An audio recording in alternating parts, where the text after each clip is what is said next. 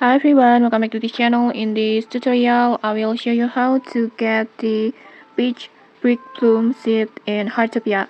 So Heartopia right now has a new event that called Modular Street, and at this event, Heartopia introduced a brand new flower that called brick bloom flower. And in here, to get this peach brick bloom seed, you can get it from the crossbreeding activities. That in here you can unlock many more flowers with different color from the starter seed that has three colors: red, white, and yellow. So first make sure you already have the starter flowers, red, white, and yellow, and then after that just plant the all colors until you get the pink brick bloom flowers and orange brick bloom flowers.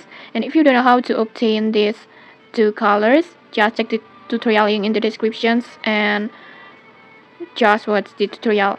And then now for the breeding setup, you can plan these combinations, the pink one and orange one close to each other like this. You can just plan them like this. Just plan them side by side like this, orange and pink like this.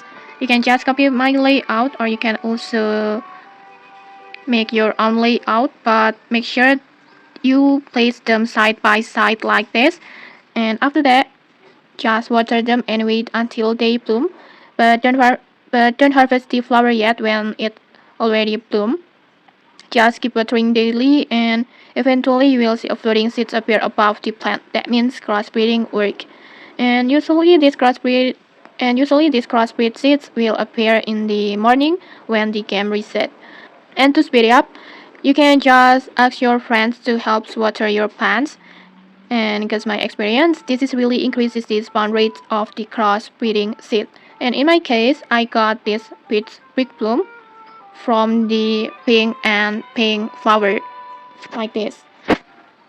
But the results can vary, and so just keep trying. And okay, that's it. That's how you can get the peach brick bloom flower in Heartopia. If you found this helpful, don't forget to like, comment, and subscribe for more tutorials. Thanks for watching, and see you.